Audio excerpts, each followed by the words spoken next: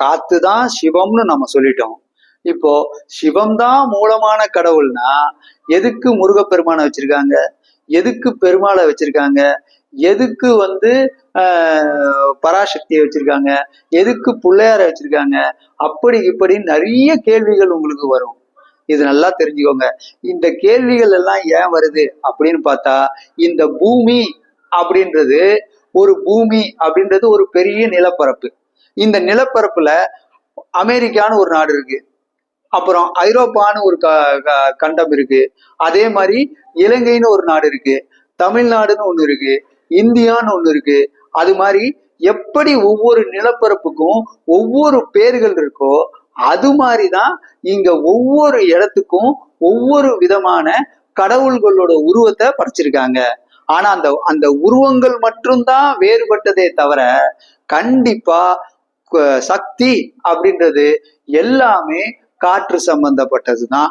எல்லா சக்திகளும் வாசிக்குள்ளதான் அடக்கும், எல்லா சக்திகளும் காற்றுக்குள்ளதான் அடக்கும். இதை நல்லா தெரிஞ்சுக்கோங்க.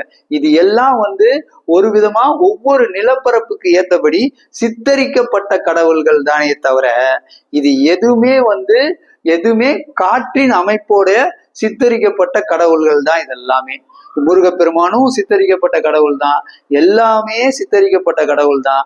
ஆனா எல்லாமே காற்றின் அமைப்பு தான். இதை நல்லா தெரிஞ்சுக்கோங்க. எப்படி நிலப்பரப்புல ஒவ்வொரு நிலப்பரப்புக்கும் ஒவ்வொரு நாடுன்னு பேர் இருக்கோ அதே மாதிரி ஒவ்வொரு நாட்டுக்கு ஏத்தபடி ஒவ்வொரு கடவுள்களை பிரதிஷ்டை பண்ணியிருக்காங்க.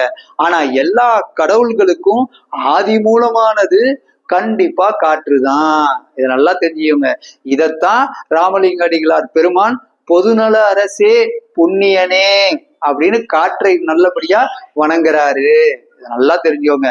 அதனால எப்பொழுதும் எல்லா நிலப்பரப்புக்கும் பொது உடைமையா இருக்கிறது காற்று தான். அதனால காற்று தான் ஆதி மூலமான கடவுள். ஆனா இத நிலப்பரப்புக்கு ஏத்தபடி ஒவ்வொரு விக்கிரகங்களா படைச்சு சித்தர் மகான்கள் இறைவனை அடையாளப்படுத்துறாங்க. அவ்வளவுதானே தவிர வேற ஒண்ணுமே கிடையாது.